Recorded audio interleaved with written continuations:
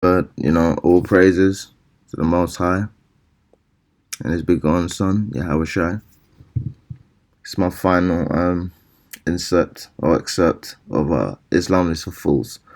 You know, um, when I made note to say Moses and Yahweh Shai, Mashiach, who people ignorantly call Jesus Christ, fasted for 40 days. Do you know what this Islam dude said to me? That was back then. Now I understand, back then, an orange, for example, had 7 times the nutritional benefit than it has today, but you can still fast for a day or two, or maybe even 3 or 4 days, and it not kill you. There's people who have dry fasted for several days and they are not dead.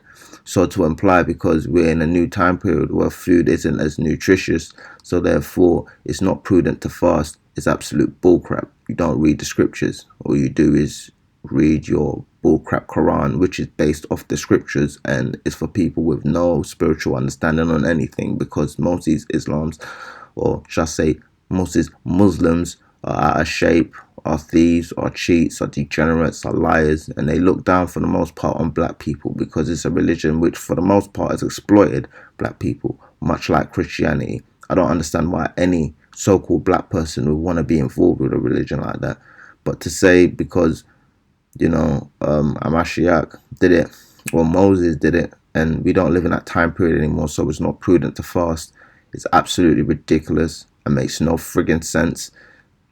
It's like saying, well, women aren't virgins today. They used to be virgins. That you had that expectation of them, but today is different. You know, yeah, today is different and women aren't virgins before marriage, but it doesn't actually change the fact that a woman who saves herself for marriage or for a husband is going to be a better investment than a woman who rides dick to dick to dick to dick. Some things are prudent, some things will always be prudent. To say, because it's the old way, it's not prudent to do that when clearly there's a reason why we're given laws and commandments. It sounded like one of these new flaky Christians who, talk about how the law is done away with. And because I said I read the scriptures, never said I was Christian, but he implied, he was like, oh yeah, you're Christian, aren't you? So he basically assumed, because he's so narrow minded, he assumes things rather than ask questions. Well, I don't necessarily think it's wrong to assume, because I'm assuming he's an idiot, but I'm doing that based on what he said and, you know, based on what how he's behaved and the fact that he's not inquiring. Whereas when people say certain things, I inquire of them before I come to a conclusion. Whereas I've seen enough of him and heard enough of him to make the decision that he is a fool, because, I come in the gym and you're watching me and you're telling me how I exercise. So clearly you're watching me and you want to show me that you're superior to me in some form. As I said, people are demons, and it gets really frustrating dealing with them. People like to make it seem as if you don't like people. It's not that I don't like people. I don't like disingenuous people. I don't like people who don't follow the law, because I understand clearly that if people did follow the law, we wouldn't have half these situations. If people followed the law and actually treated themselves with respect, you wouldn't go into the gym, for example, pick a bunch of weights, from the weight rack, do your workout, and then leave them on the floor, which is exactly what this quote unquote Muslim person did. But yeah, you praise Allah. You don't praise Allah enough to put the weights back on the weight rack. Do you understand what I'm trying to? It's like little things like that let you know what kind of spirit somebody's in when you come up to them and they tell you what your exercises are, and what you're working when you exercise. Like, I don't watch you like that, dude. I see you working out and I'm like, oh, dude looks big, it looks good. That's about it. I'm not watching you because I'm not jealous of you. I'm not coming up and standing right next to you, my friends, talking about, well, it's easy to skip with alternate legs, and it's harder to skip with one leg, while I watch your friend skip for a minute and act like he's a tough guy and all this other stuff. And when I'm hitting the bag, I can, your friend's just watching me like some freak and some weirdo, where you lot go in the corner and you talk about me and be like, what's this dude doing? Like, as I said, people are freaks and demons, liars, cheaters, and just downright delusional with who they are. People need to learn to mind their business.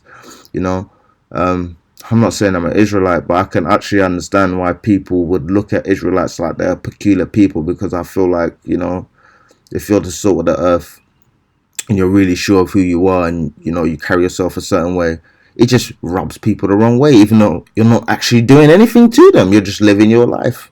It don't bother me that he only fasts on Ramadan, but if you're telling me that it's not prudent to fast for consecutive days when the prophets used to do it and they were fine, and you don't actually understand how the body works in terms of it breaking down, fats and toxins before it gets to muscle and your organs, then clearly there is no wisdom in you. You don't know how the body works. Dude was telling me about dates. Well, thank you very much for that. I did look up dates and the benefits from them, but I'm pretty sure my nutritional plan is way more comprehensive than his. I'm not gonna sit there and argue with a fool, as I said.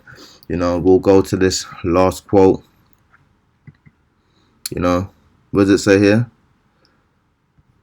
Do not speak in the hearing of a fool, for he will despise the wisdom of your words. Speak not in the ears of a fool, for he will despise the wisdom of your words. Do not answer a fool according to his folly, or you yourself will be like him. So to be honest, I didn't even bother, correcting this cube worshipping heathen who told me he was in prison. Which I don't know what he was in prison for. It's not that I'm judging you, but more than likely it sounds like he gained a religious perspective in prison, which might not be the best place to, reach a spiritual understanding with a bunch of criminals. And I'm not saying, I'm not judging him like that, because I've had problems myself with people making up lies and whatever the case may be. But the fact is, you don't know what you're talking about. Islam is for fools and heathens.